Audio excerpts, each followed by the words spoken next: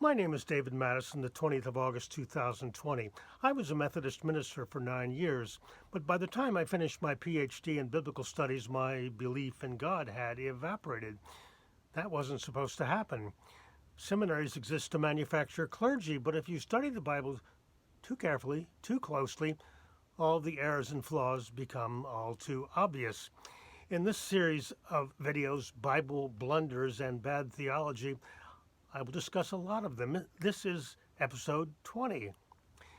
In Matthew 19, we find the famous verse, "Let the little children come unto me," or as the King James Version puts it, "Suffer the little children to come unto me." How charming is that? But in Matthew 18, we find this. At that time, the disciples came to Jesus and asked, "Who is the greatest in the kingdom of heaven?"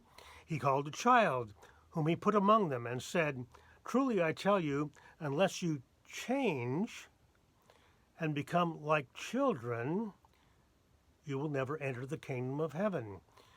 Whoever becomes humble like this child is the greatest in the kingdom of heaven." Is that charming too?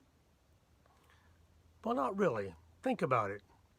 Change, become like children.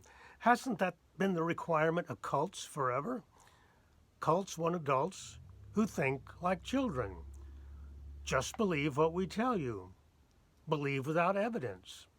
As classically stated by Jesus in the Doubting Thomas story in John 20, "Blessed are those who have not seen, yet have come to believe." All religions have invisible products. So the refrain of priests and preachers forever has been, believe.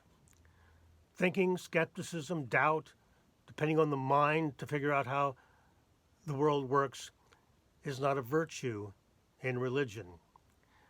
The Apostle Paul in 1 Corinthians was blunt about turning off the mind. "For it is written, I will destroy the wisdom of the wise, and the discernment of the discerning I will thwart." Where is the one who is wise? Where is the scribe? Where is the debater of our age? Has not God made foolish the wisdom of the world? For since in the wisdom of God, the world did not know God through wisdom, God decided, through the foolishness of our proclamation, to save those who believe. Just believe the product we're selling. Do not be curious. Don't try to figure out how the world works. A long time ago, Robert Ingersoll noted this Bible blunder.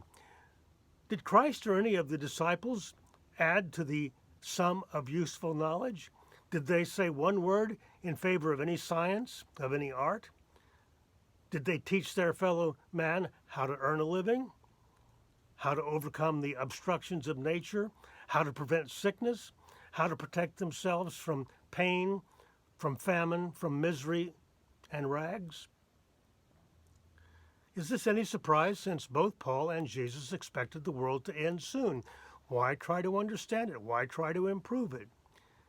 Of course, the end of the world soon nonsense is bad theology. Both Paul and Jesus were wrong. But this bad theology has had a long shelf life. Cassie Fox, in her 2019 memoir, Black Sheep, My Journey from Evangelical Christianity to Atheism, tells about Pentecostal summer Bible camp. It was firmly pressed upon us that we were in the final generation before Jesus returned, and God had chosen us to spread the gospel in these final days.